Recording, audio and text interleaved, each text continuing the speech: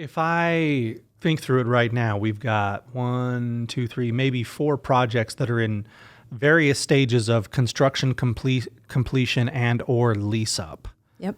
And in 3 of them, it's going pretty well. Many of those stabilization and operating reserves are actually not needed at all. And in a very good market, that's easy to achieve that result. We have another where it's not easy, where they're using all those operating reserves. And that's a whole complex story that kind of goes off a lot of what we've been talking about today. Yeah. So it can take some time. But yeah, you have to have a big global view of it because the knife cuts both ways, right? Labor problems late. Well, guess what that means? All the other developers and builders in the market are having a hard time too, which means the inventory isn't getting to this population that needs it, which means we have more dollars chasing a limited set of goods, which means more rent, right? So it's just, in real estate, it's just challenging you have to look at the whole pie over a long period of time. And it's easy, for good or for bad, to zero in on one thing on that timeline and let that define your entire experience. Yeah. So you might say, oh, my rents are way up, I'm the king of the world. Well, over time, maybe it's not a great project. Maybe or vice versa. Yeah. It cuts both ways. Yeah. Welcome to the Build to Rent podcast, the first ever real estate show dedicated exclusively to helping investors go from raw dirt to a cash flowing rental property. Whether you're looking to do a massive syndication or a one-off rental property, the Build to Rent podcast will help you get there. Our hosts, Steve Olson, Chase Levitt, and Sherida Zenger, bring together more than 4,000 properties of experience as they break down how to find and finance projects, make the most of market and tax strategies, and maximize the returns of a Build to Rent portfolio. This is the Build to Rent podcast. And now, today's episode. Welcome to the Build to Rent show. Steve Olson here. I've got Sherida Zenger with me. Chase isn't here again today. That gives us carte blanche to make fun of him for not being here. Do you think he watches and do you think he knows? No. We love Chase, by the way. No, I don't think he does. I think if he can't be, we're just going to keep doing it. Yeah. Until people are like, hey, those people on the show make fun of you all the time. That's how we'll know it's enough. Yeah. Someone's going to say something funny to him like, hey, Yeah. Did you know your co-workers were ripping on you about something? Or Yeah. More important things to do for Chase. But thanks again for listening. Don't forget to subscribe on Spotify, iTunes, the Google Store, or wherever you get your podcasts. One day we'll get as many downloads as some of these people on Spotify. Well, I think Joe Rogan gets 200 million. We'll get there soon. Yeah. Soon. Although our podcasts are like 20 minutes and Joe Rogan's like 3 2 hours or Yeah. something. He has interesting stuff. Yeah, well, I get asked all the time, hey, did you listen to Joe Rogan? I'm like, I don't have 3 hours. Well, if you like double up the speed, like I listen to a lot of Audible books or like murder mystery podcasts, and I just double the speed. Yeah. So it sounds a little weird, and then I'm like, I wonder what these people's voices sound like in real life. But yeah, I mean, you could get through one of his if you doubled the speed up. In another life, everybody, Sherida does want to be a homicide detective. Is that correct? Yeah, like I just want to I want to solve murder mysteries. You want to be the gotcha person? Yeah. Okay. Or like U.S. Marshals would be pretty cool. Yeah. Like I want to go knock down that door and haul your butt out. Yeah. Yeah. So well, I found you. You've been up to no good, and I got you. I showed my, she was 13 at the time. During the middle of the pandemic, when you're home and you're watching videos, I showed her The Fugitive for the first time, which is awesome. The Fugitive is awesome. As cheesy as parts of it are, it blew her mind. And I remember it blew my mind when I was a kid. The Fugitive's great. What? That probably came out when we were in high school. I think so, yeah. Because I remember I was kind of scared about it, but I kept watching it, and I would watch it over and over. That was like one of my favorite movies. It wasn't, and it's still good. Oh. When he's got him on the dam there, and he's like, I don't care. And I need to have my kids watch that. Yeah, thanks for that reminder. I'm going to tell my girls to watch it. Yeah, it's so good. It's so good. Okay, well, we should talk about something besides movies, even though I got all excited about The Fugitive because it's great. Here on the podcast, we have some experience in the build to rent space. We don't pretend for a second that we're the end all be all of information. In fact, we have a lot to learn still. And much of how we do this is in a very unique business model. But there's 2 things that we're struggling with right now that we wanted to just kind of air out. Maybe it'll be helpful to you if you end up kind of wandering into some of where our space is so that you're aware of it and it's something to think about. The painful thing in the development world is it's such a long runway. And sometimes these problems that you become aware of, the time to fix them was 2 years ago. And so knowing all that you can in advance is very helpful because some of these things you just can't unwind. You have to live with them. And we've had to do that. Like we've pivoted, right? I don't know what topic you're going to go into first. Let's just go into CC&Rs, okay? Let's do it. So we've pivoted because originally our CC&Rs were something totally different, and now we've had to pivot, and now we're pivoting a little bit more, and that's what we talked about today in our meeting. Yeah, and I steal this from Robert Helms of the real estate guys. He always says, no investor left behind, right? So CC&Rs, codes, covenants, and restrictions, anytime you have multiple owners, fee simple owners in a subdivision or a condo arrangement, the CC&Rs is what the HOA uses to enforce the rules. These get recorded against the title to the properties in advance so that if you, the homeowner or the tenant or whoever that is restricted by these doesn't comply, the HOA has teeth.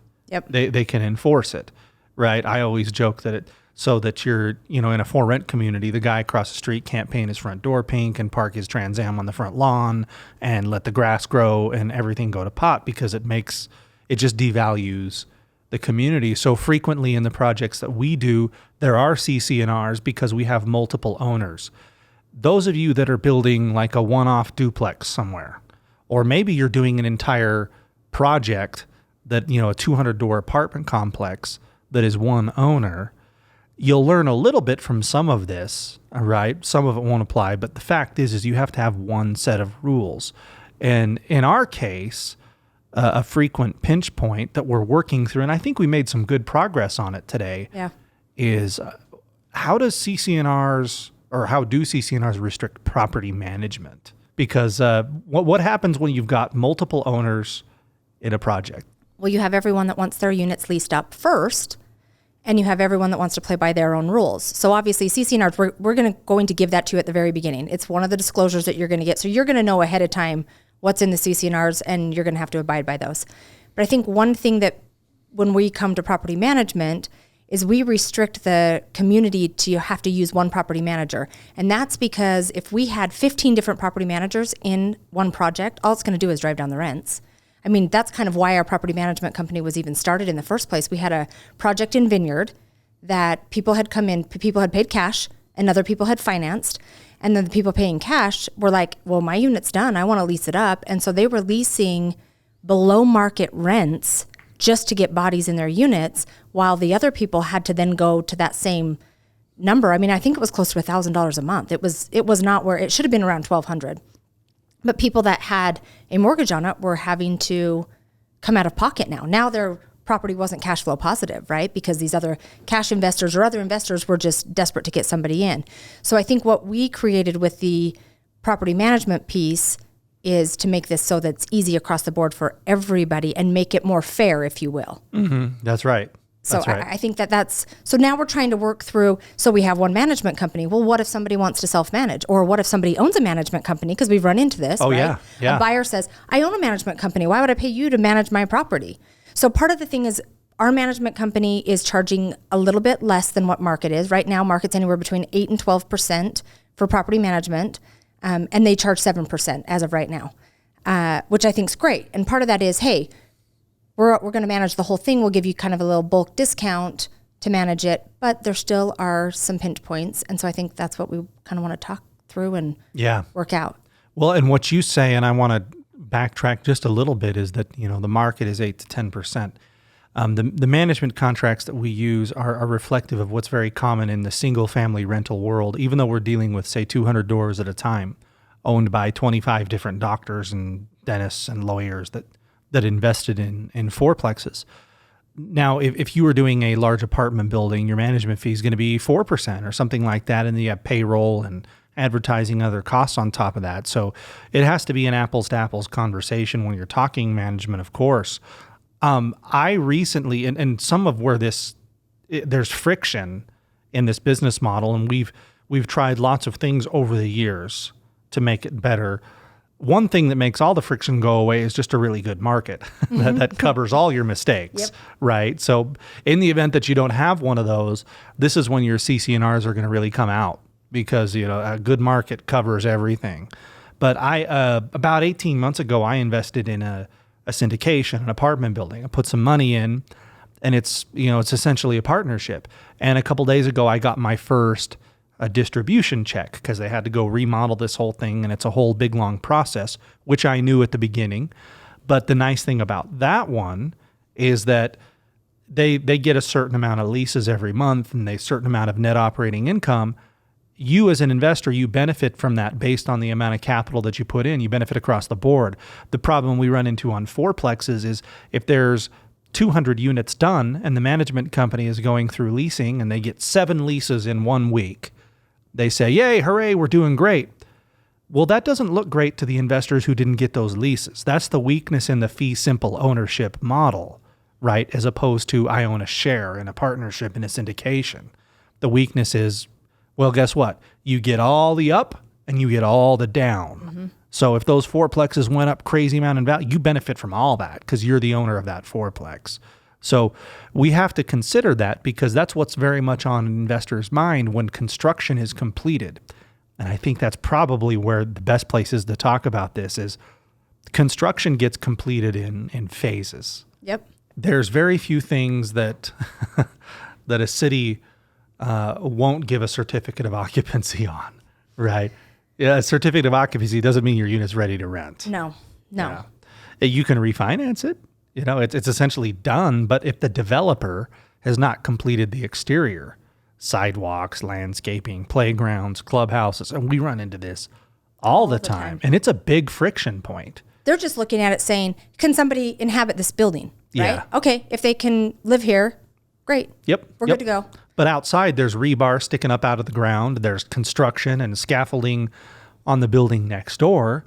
And it can be a bit of a problem. So in our issue is you've got these 200 doors that are all going to get their certificate of occupancy probably within 1 year or so of each other. And that's all independent investors that all have different financing that are moving through this process. And independently of that, the developer is coming in with landscaping and pools and clubhouse and that kind of stuff, which is operating independently of the guys that are throwing up the doors for people to actually live in. As I say it, makes me go, why do we do that? Well, it makes sense why people, you're going to build a whole apartment complex, right? It's all going to be done at the same time. They don't just say, oh, this floor is ready for people to move in. Oh, and then we're going to do this floor and then this floor. Same with a hotel. Or right? a full building at a time. Yes. And they can responsibly lease that building, and all the investors in that project receive an equal, or according to their share of capital, what results that building got. Yes. Yeah. And the guy over here isn't mad that this guy got a lease and he didn't, because you all have the common goal.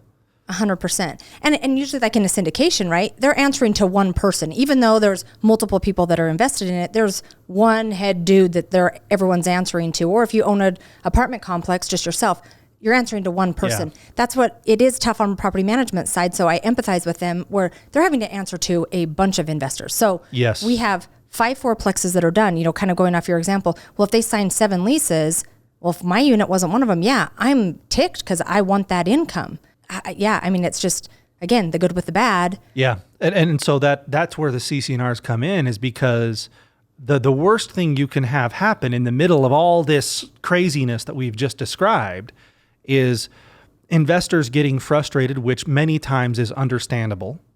Other times I'm like, you shouldn't be a real estate investor. Your skin's not thick enough. Yep. Right? I've seen all kinds. But the worst thing is for them to get frustrated and say, I want my own property manager.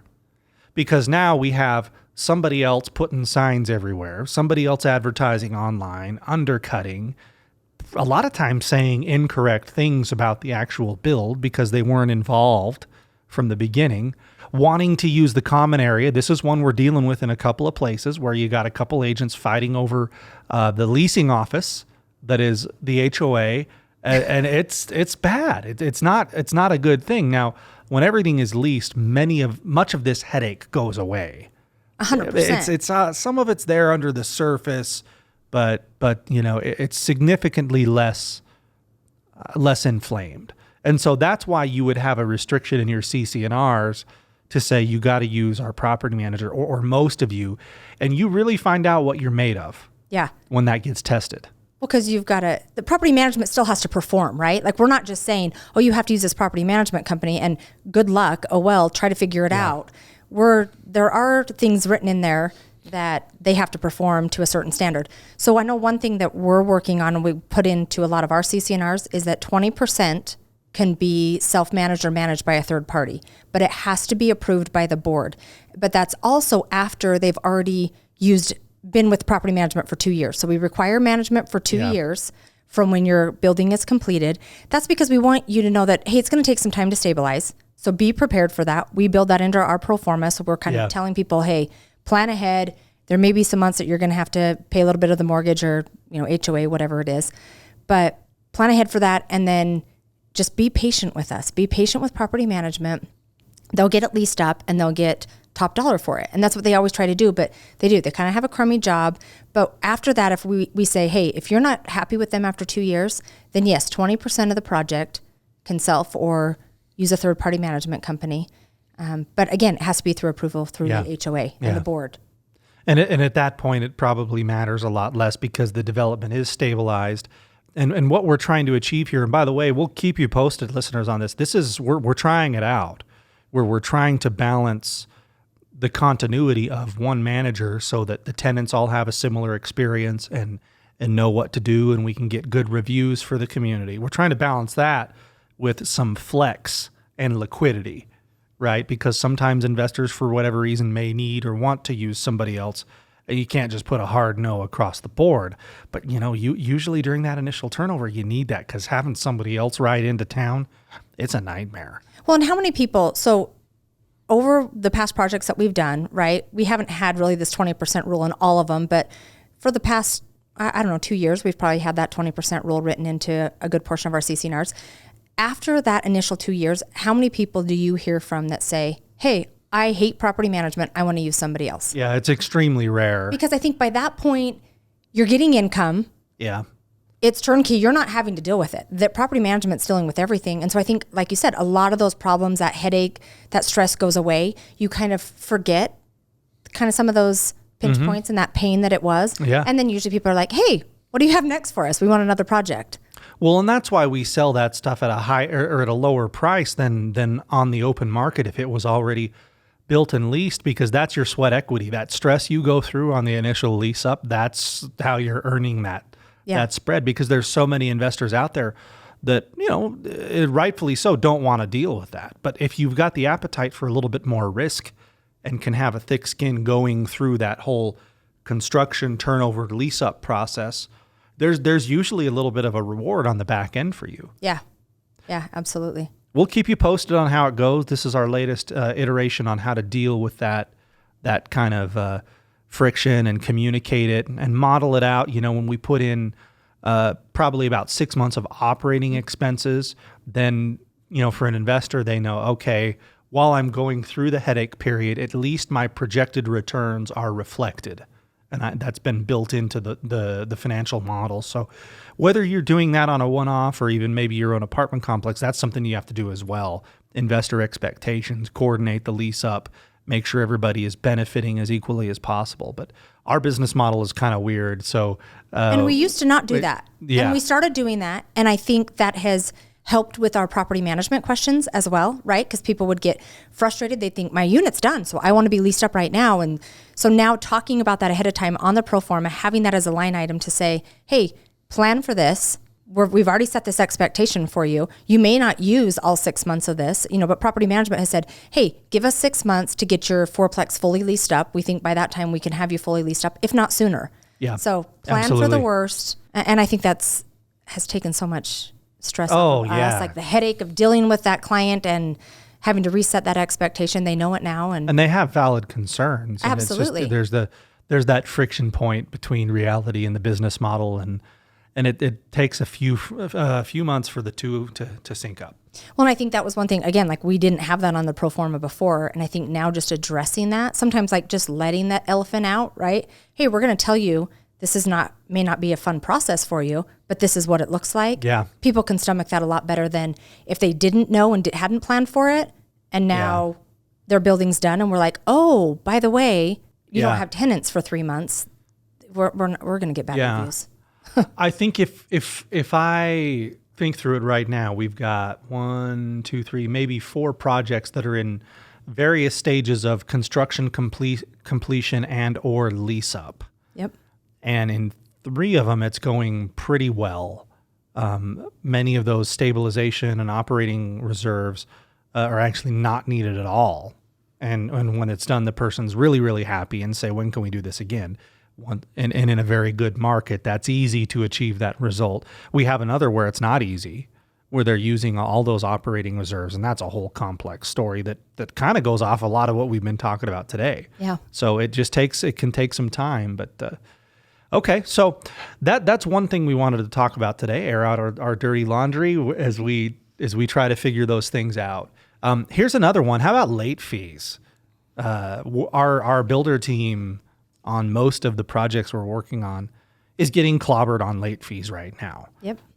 Because we use a fixed bid contract and a fixed time contract, right, of 12 months. So where do you see that being the worst right now? In our Idaho market. Yeah. So right now we have 2 projects up there and we're getting clobbered because, and again, we've talked about this on podcasts several times, right? Labor and material shortages and just getting people to show up and finish the job. And right now our builder, we had a call today. We're sending out some late fees to a bunch of investors and lots of late fees. A lot. That's what the contract calls for. And the investors are mostly understand, some of them are frustrated and I get that. I mean, this is taking longer than anybody wanted, but, what's persistent is the materials kind of are coming in waves. Some of that in this supply chain nonsense that we've all been going through gets solved. When you solve one, though, another is a problem. But the one that's just not getting solved is the labor. Yeah. I even heard that our teams up in Idaho are not allowing workers to put phone numbers on their trucks. No signage. Signage. They do not want people to know where people are coming from so they don't get poached off of job sites. I mean, I'm raising my prices if I'm a plumber. Like if you're trying to hide me because somebody's going to come offer me more money, that's just crazy. I mean, so that we're having to do that, and just getting the labor to sync up is extremely, extremely difficult. Yeah. We're headed up to Idaho next week, so we can give obviously more of an update, kind of what we see up there, because I'm sure things have changed even since we've been up there last, which was a couple months ago. Yeah. I mean, the good news for those that they're late, but the market has gone up so much. The rents are coming in higher, but it's going to be late. Well, it's crazy. So we sent an update out to our clients saying, hey, we're going to be late. Expect some late fee checks coming in here pretty soon. And I had one client reply and say, hey, when do you expect my unit being done? I ended up replying back and said, hey, it's looking like May of this year. And they said, oh, that's a little, 2 months past what we had thought the last time. I said, I understand your frustration. I own in this project as well. So, I'm affected too personally. The plus is you have a lot of equity in your property because values have shot through the roof up in Idaho. Plus, property management is now getting about $200 more a door in rent in that project. So now, if you have a fourplex, that's $800 more in cash flow than what you had previously expected or that we had projected on our pro forma. Yeah. So there is a negative to it, right? You're having to wait. It's frustrating and you're wanting something to be completed and have this asset start performing for you. But on the flip side, right now in this market, this isn't always going to be the case. They're actually walking away with some really good equity in their units and higher rents. Yeah. Yeah, you have to have a big global view of it because the knife cuts both ways, right? Labor problems late. Well, guess what that means? All the other developers and builders in the market are having a hard time too, which means the inventory isn't getting to this population that needs it, which means we have more dollars chasing a limited set of goods, which means more rent, right? So it's just, in real estate, it's just challenging you have to look at the whole pie over a long period of time. And it's easy, for good or for bad, to zero in on one thing on that timeline and let that define your entire experience. Yeah. So you might say, oh, my rents are way up. I'm the king of the world. Well, over time, maybe it's not a great project. Maybe it's, or vice versa. Yeah. It cuts both ways. Yeah. Cool. I didn't think that the sequel to The Fugitive was all that great. I don't know what U.S. Marshals. Maybe I did watch it. I don't know. I'll have to go maybe start it. I have a theory, and you can go to Build to Rent Show and send us this very important message, but Tommy Lee Jones, the actor, love him, but he has played the exact same character in every single movie that he's ever been in. I might have a 10% margin of error on that, but I would challenge the listeners to identify a movie where Tommy Lee Jones isn't the semi-callous law enforcement official who is tracking somebody down. Yeah. Isn't that funny how some of these actors and actresses get stuck in this role? Did you ever listen to Green Lights by Matthew McConaughey? I did not. So that book's phenomenal. Okay. Everyone go download that book. I'm giving props to him. Phenomenal book. In one part of it, he's telling how he's so sick of doing rom-coms. And he's like, that's what I'm known by. And he finally decided, I'm done. I'm going to pivot. I'm going to be somebody different. I want to take some different roles on.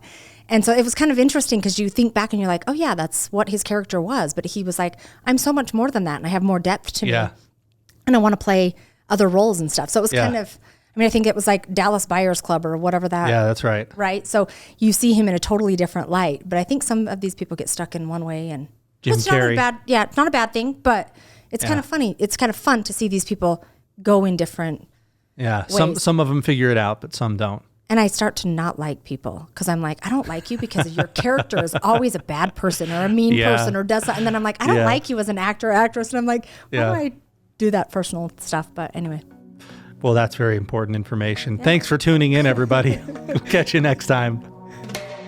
Thanks for listening to the Build to Rent podcast.